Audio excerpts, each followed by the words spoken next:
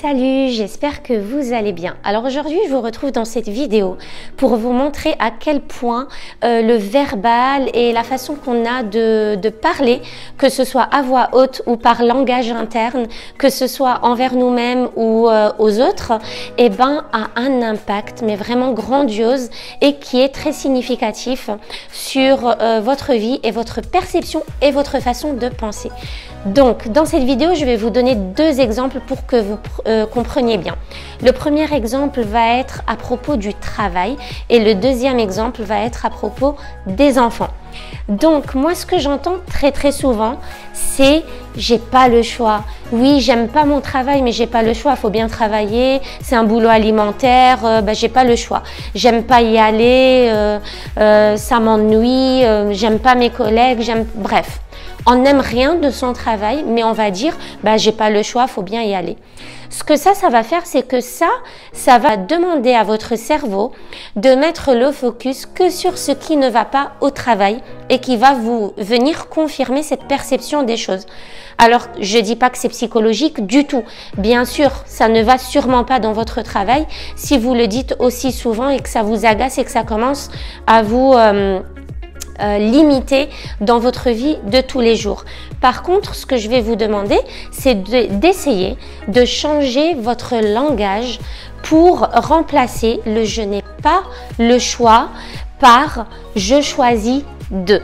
Alors, je vous donne un exemple. Par exemple, quand vous dites j'ai pas le choix, faut bien travailler, c'est comme ça, on n'a pas le choix de nos jours, j'ai bien un loyer à payer, etc. Et vous allez dire je n'aime pas le travail que je fais actuellement, mais je choisis de le faire au jour d'aujourd'hui parce qu'il me permet de payer mon loyer, il me permet de payer les activités de mes enfants, de leur payer l'école, voilà. Donc, vous allez juste remplacer par le « je n'ai pas le choix », c'est comme ça, qui vous fait passer un peu pour la victime de la société si vous voulez, parce que ça vous enlève toute responsabilité et du coup toute possibilité de changer les choses.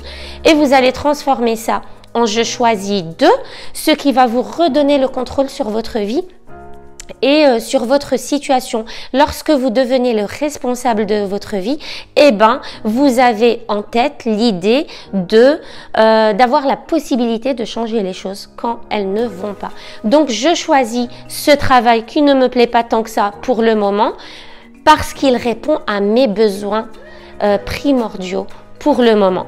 Et du coup, ça vous donne le message à votre cerveau que vous l'avez choisi et que vous pouvez faire autrement dès que vous en avez la possibilité. Ça, c'était l'exemple numéro 1. L'exemple numéro 2 concernant les enfants. On va dire que vous êtes une femme et que vous travaillez, que vous aviez une situation professionnelle stable, épanouie, et puis vous avez eu des enfants. Et vous êtes resté à la maison pour vous occuper d'eux, etc. Et vous avez un peu perdu tout contact avec le monde professionnel et le monde des adultes, si vous voulez. Donc, je vous donne cet exemple parce qu'il revient très souvent. Moi-même, je l'ai vécu et du coup, j'entends beaucoup de mamans dire j'ai pas le choix, je dois rester avec les enfants, j'ai abandonné toute ma vie, je me suis sacrifiée, qu'est-ce qu'on ferait pas pour eux? Alors, du coup, ce sont des messages à connotation négative, c'est-à-dire que vous n'aimez pas votre vie actuelle et c'est fort probable qu'elle ne vous épanouisse pas tant que vous l'auriez souhaité, ça c'est sûr, parce que c'est un gros chamboulement d'avoir des enfants et de changer complètement de cap pour s'occuper d'eux et de quitter le monde des adultes pour rentrer dans le monde super innocent et génial quand même des enfants. Mais évitez de l'exprimer de cette façon pour ne pas en rajouter en fait, parce que là vous en rajoutez à votre cerveau et le corps en prend un coup aussi. Finalement, physiquement, votre santé en prend un coup parce que vous êtes vos pensées. Ça, il faut bien se le garder en tête, vous êtes vos pensées. Du coup, ce que moi je vous propose et je vous demande de l'essayer et de m'en parler pour me dire qu'est-ce que vous avez remarqué comme changement, qu'est-ce que ça a changé dans votre vie, cette façon de faire. Du coup, vous allez dire j'ai choisi ou je choisis de rester avec les enfants pour le moment pour répondre à leurs besoins primordiaux, leurs besoins d'affection, de présence, d'écoute, d'empathie. et puis je me redirigerai vers ma situation professionnelle dès que le moment se présente et que j'aurai accompli cette mission. Mes enfants ont besoin de moi, donc je choisis de rester avec eux.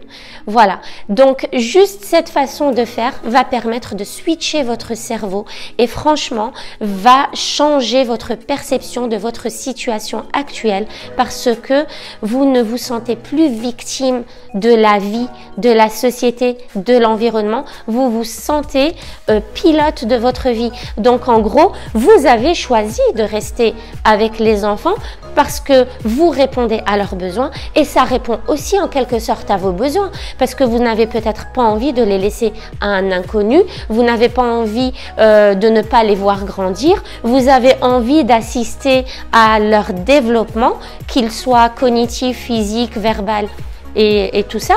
Donc ça répond en quelque sorte à votre besoin.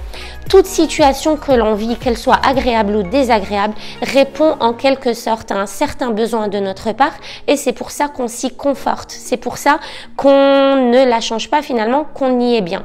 Donc oui, vous pouvez ne pas aimer votre situation actuelle parce qu'elle ne vous paraît pas épanouissante du tout. Mais je vous demande juste que, au lieu de faire le focus sur ça, faites le focus sur les choses positives que cette situation vous apporte et dites à votre cerveau qu'il a choisi ça justement pour ces raisons-là. Voilà, si vous tentez de switcher les choses, n'hésitez pas à m'en parler et à me dire votre ressenti en commentaire. En tout cas, moi, comme d'habitude, j'espère que mes vidéos vous aident beaucoup. Si c'est le cas, partagez-les, likez la vidéo, ça m'encouragera à vous en faire plus. Et surtout, bien sûr, abonnez-vous à la chaîne si ce n'est pas déjà fait. Je vous dis à très bientôt.